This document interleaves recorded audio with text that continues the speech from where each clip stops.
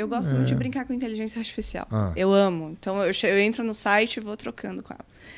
E aí, esses dias eu falei, cara, eu vou ver o que a inteligência artificial tá falando sobre tudo isso.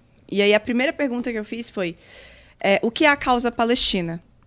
E aí ela me responde falando sobre a ocupação da Palestina, que a ocupação da Palestina começa motivado por um antissemitismo que acontece na Europa. E aí eu retorno a pergunta para ela. Os casos de antissemitismo eram na Palestina? E ela responde, não. E aí eu me perguntei, tá, mas se havia necessidade de fazer uma espécie de reparação histórica por conta de todos os horrores que os judeus viveram na Europa, que é algo terrível, por que não se fez um Estado judeu na Europa? Eu cheguei a perguntar para os caras qual que era, por que aquele lugar ali. E aí, a ideia de que era aquele território lá que os britânicos controlavam e tal, aliado à ideia de que dali que eles saíram e o lance bíblico também, Sim. Essa foi a resposta que eu tive, né? Foi... Sim, mas tem uma... É um concurso de estratégias, né? Assim, o movimento sionista, né, ele foi muito, muito hábil, né, na construção da estratégia, de colocar isso como uma opção real para as potências coloniais, né? Porque assim, havia representantes sionistas no governo inglês, havia uma representação forte. O papel dos Rothschild foi muito importante, né? Então, há uma coisa que eu acho que é muito interessante na leitura, que assim, há o antissemitismo na Europa, mas ele não é tudo sobre a condição do judeu na Europa.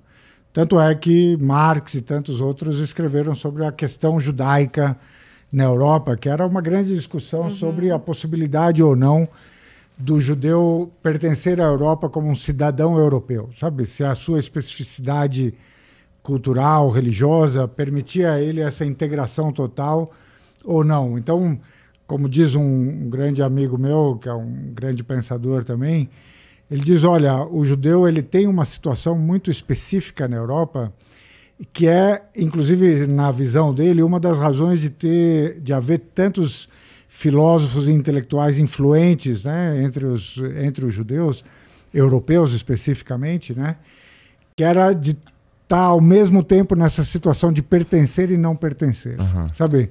Isso é uma coisa muito especificamente da comunidade judaica da Europa, em que ao mesmo tempo havia a perseguição e o antissemitismo muito claro, o gueto e tal. Sim. Mas havia também a possibilidade de pertencimento. Quer dizer, quando o Balfour faz a declaração, você tinha uns 3 deputados ingleses que eram judeus sionistas, sabe?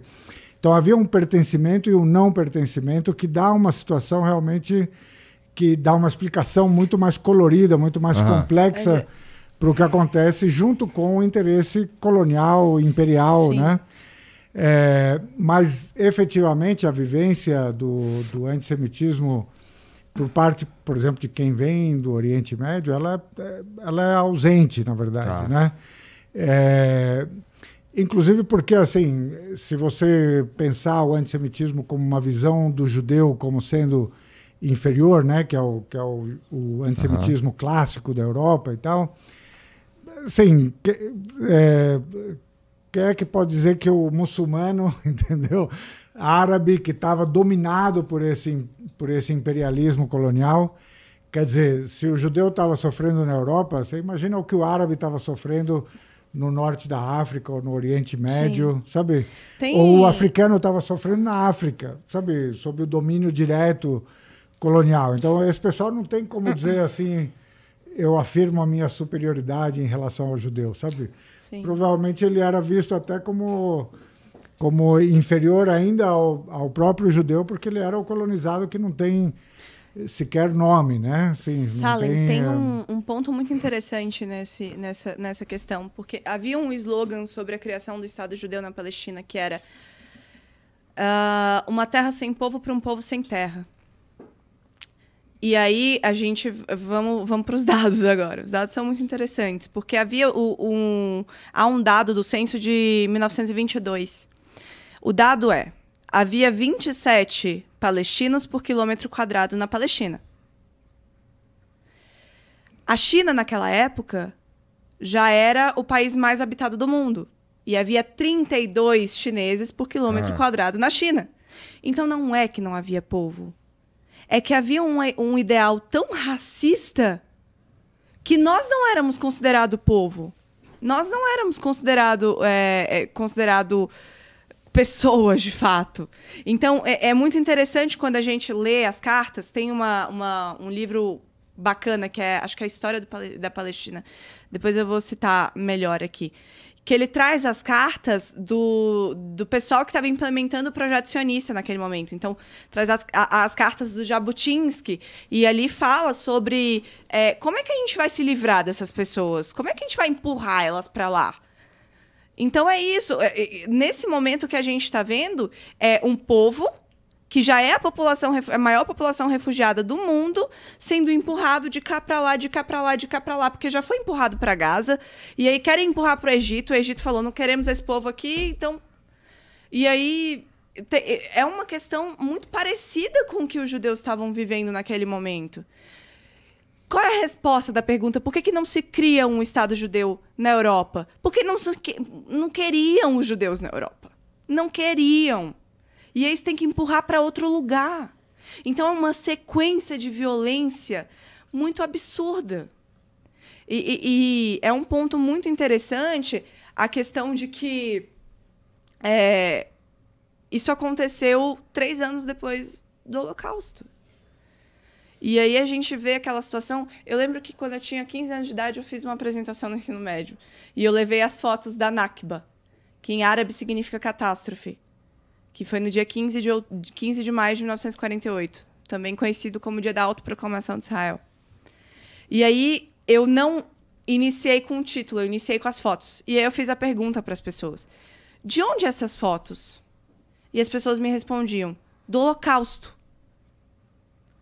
Não é. São as fotos da Nakba. São as fotos... Esse povo que está deitado nessa cova coletiva que vocês estão vendo, são palestinos. Por que se permite que isso aconteça alguns anos depois? Será que é porque o povo palestino não é branco? Não tem olho azul? Não, fica esse questionamento, né? Então, é surpreendente que a gente veja tamanho sofrimento logo depois de uma grande tragédia. E... um ponto muito importante sobre por que a Palestina é escolhida. Tem um vídeo do Biden, quando ele era bem mais novo, uns 30 anos mais jovem do que está agora. O bichinho tá catucando agora. Vocês viram esses dias que ele caiu? Cara, eu vi ele lendo um teleprompter e é assim... Ele lê a vírgula. Não, coitado. Ele lê ponto e vírgula. Então, ele era senador na época. Tá. Quase um cargo vitalício de político, né, nos Estados Unidos, mas enfim. E aí ele falava, eu não sei por que vocês estão se desculpando por apoiar Israel. Israel é o melhor investimento de 3 bilhões de dólares que nós já fizemos. Porque se não houvesse uma Israel, nós teríamos que criar uma Israel. O que isso nos demonstra? É interessante ter uma base militar ali, do lado de uma das maiores reservas de petróleo do mundo. Não, ele complementa, ele diz, para proteger os nossos interesses na região. Perfeito, obrigada. Então é claramente a demonstração de um interesse econômico. É claramente a demonstração de que não importa essas vidas, porque elas não são pessoas. Então, mostra pra gente um ciclo de violência e de... O que a gente está vivendo agora é muito parecido com o que a gente vive aqui no Brasil. Tu pega a população negra, você escraviza ela, você joga ela para a margem da sociedade. Quando você não tem mais como sustentar um sistema escravocrata, você joga ela para cima do morro, não dá saneamento básico, não dá saúde, não dá o mínimo de condição de vida estável. E aí, quando uma parcela dessas pessoas, que é pequena, se revolta e quer tomar as coisas à força, é como se a polícia militar fosse lá na favela e bombardeasse a favela inteira. Bum! É isso. É isso que está acontecendo nesse momento. Porque quando a gente fala do dia 7 de outubro, as pessoas olham para o evento isolado e não olham para um todo. E aí, como a gente não é humano mesmo, nem se coloca no lugar dessa pessoa. Porque é desumano. Então, assim, eu falo isso aqui, tem uma dose de sofrimento nisso tudo que eu estou falando, porque eu estou vivendo isso, nós palestinos estamos vivendo isso o tempo todo. Eu estou aqui hospedada na casa de uma palestina, ela virou para mim e falou: você está fazendo tudo o que você pode fazer. Tudo. E a minha sensação é de impotência, porque eu sinto que as vidas que estão sendo tiradas já foram precificadas. E a resposta está muito clara. O lucro que vem em cima dessas vidas vale muito mais a pena do que o preço que vai ser pago depois por tantas vidas terem sido ceifadas. Então, o máximo que eu posso fazer aqui, na minha ínfima existência, é tentar passar para as pessoas o que está acontecendo. E é muito simples achar o que está acontecendo. Não é a Mainara, não é o Salem que está falando. São várias instituições. Está na internet. É só pesquisar. É muito simples. O máximo que eu posso fazer é tentar comunicar e falar para as pessoas não se calarem diante de um genocídio que está acontecendo, televisionado, ao vivo, na TV. E eu venho falando, e é uma frase muito forte, o entretenimento da noite de vocês é a morte do meu povo. Liga a TV e assiste, ao vivo. Isso é surreal. Surreal. Imaginar que a humanidade está vivendo e está deixando isso acontecer em pleno século XXI. É desanimador.